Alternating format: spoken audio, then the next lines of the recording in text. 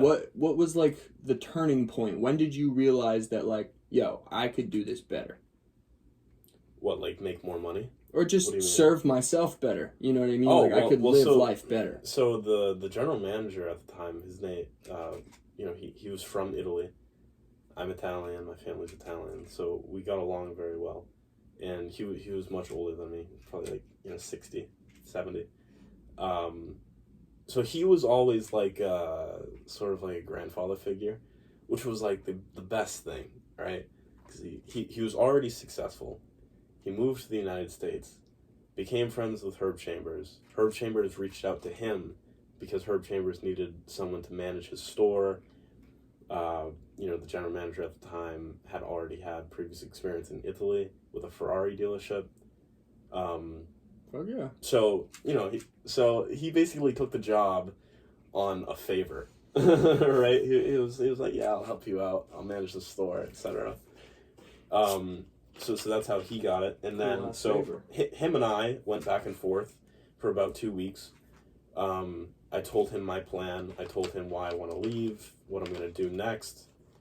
He might have it different, but, I think to an extent he begged me to stay. Or he better word, he advised me to stay. Gotcha. Right? Maybe because his own bias, but... Well... We had like these long sit downs, middle of the workday, which was like so cool because it was like I'm supposed to be answering phones. Like, now I'm talking to the boss. No other manager is gonna bother me, right? So, anyways, we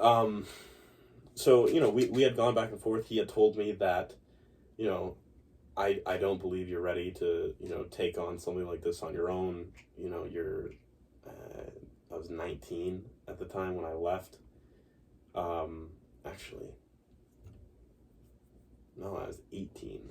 Fuck. Yeah. Ambitious ass 18-year-old. Yeah. I can see, like not knowing you personally at the time, I can see why he would be like, whoa, bro, like, pull the reins back. Not even being like, yo, you're the best worker, I want to keep you for myself. Yeah, so that was the other thing, right? Money. I had told him that I'm making dog shit now, right? Because I'm, 18, 19 years old, answering phones, sell a couple cars, how much money you're really making. But I'm making good money compared, relative to other kids, my age. Absolutely.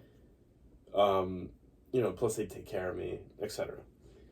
So I told him that I don't want to become comfortable, down the road, in, 2 years, 3 years, making, 250,000.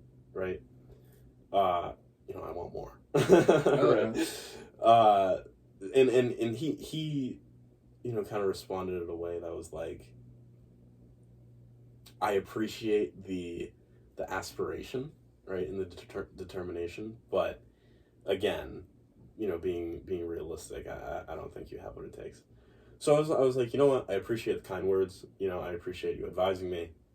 I'm still gonna do what I want to do. And he said, fine, but before you do anything, go home, speak to your parents, and then come back. We'll talk in 1 week, and at that point, I'll let you do whatever you want. So I did that. I went home, spoke to my parents. Went back and forth with them. My family is very big on education, college. My father went to Harvard, doctor, whatever. My mom does teeth. My brother trades stocks in Boston. Teeth, like she went to school for dental. Yeah. So anyways, so my parents always wanted me to go to university. Up until my senior year, I thought I was gonna go. Right, my senior year was like should have been my freshman year, right? Because I cracked down. I was like, I'm going to Northeastern, I'm going to Suffolk, I'm going to BU, whatever. Obviously it didn't end up happening. Dude, that was my same exact story, man. And then I think Corona hit, and that's when I was like, wait. I was like, I don't want to sit in my bedroom or in my house and do schoolwork online. Like I struggle understanding the concepts now, and that's with someone talking at me, And granted, I'm only half listening, but still, there's a person trying to explain themselves, and I'm not I'm not grasping the whole idea. So anyways, that's when I decided I have to get creative. I want to make some money. Let's go sell some cars. Hyundai, transition to Lambo, and then transition to rental cars. Then I tried to take my rental cars and transfer the company to Boston, right? So I tried that last summer, right, May, June, and failed terribly because, one, cars were so expensive, right? You can't buy a whole fleet of cars for, half the price, a quarter of the price that you could have, even a year prior. There's a premium on even new cars now. So like if you go, a used like Lamborghini Huracan, right, which is like what you see in Miami or whatever. Gotcha. Is probably like $250, right, brand new. So now if you go to the dealer and you want to buy one, they'll add on like $80,000. Wow. Oh shit. And just bastardly written on like a piece of like it's like a resort fee kind of thing. They call it market. Is it a tax? Like a market adjustment? Market adjustment, word for word. Yes, exactly. Thank you. Yeah, market adjustment, $80,000. Dude, that's fucked up. So like, and this it's just because they can. No. Well, that's the thing, right? So some manufacturers said, "No, you can't do this. This is criminal. Like, we're not selling enough cars now because you're not selling enough cars and you're not buying enough." Supply so demand. like, yeah, and because guys, rich people, not all of them, but a lot of them are smart, right? And that's the reason that's the reason that they're so wealthy. Oh yeah. So when they look at a car that was once, 200,000, like literally a couple months ago. Yeah, literally. I think the whole car market got messed up within like. I sold a Lamborghini Huracan for $180 in October of 2020.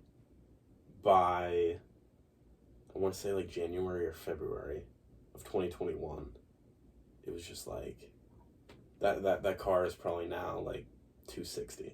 Damn. Yeah, so like $80,000. Yeah, almost like 50%. Literally, yeah. So. Holy shit. It's ridiculous. Don't buy a Lamborghini right now. Hey, but all I'm saying is if you bought it a little while ago, you're probably fucking cheese in. You know what I'm saying? Well, so that's the thing, right? So like, I reached out to I'm still very close with the guy that I sold it to. He actually is the guy that owns Euro Design. Cool. So like, he had a Lambo, he traded it. I sold him the one that he has now, and then I sold the one that he had that he traded. So it's like kind of cool. Is it hard to sell Lamborghini? Sorry to interrupt you. I'm just thinking about absolutely it. not. Like, those cars sell themselves. Yeah. I was just thinking about the people. Like, is that large of a population willing to buy a Lamborghini? Yeah, absolutely. Yeah. So there's a certain amount of people that have the money already, and they just want to buy another. There's people that don't think they have the means. And then you bring them in, you sit them down, you show them the numbers, you run their credit, you say, I'm going to finance you. I'm going to finance you with Lamborghini Financial. They're going to give you a fucking stellar rate. Yeah. And it truly is. It's like 1%. Well, dude, you're selling them a home on wheels. Oh, yeah, it's the price of a home. But the thing is, like, it's all about the people and also how you present yourself, right? 100%. So like. Anyways. Next question.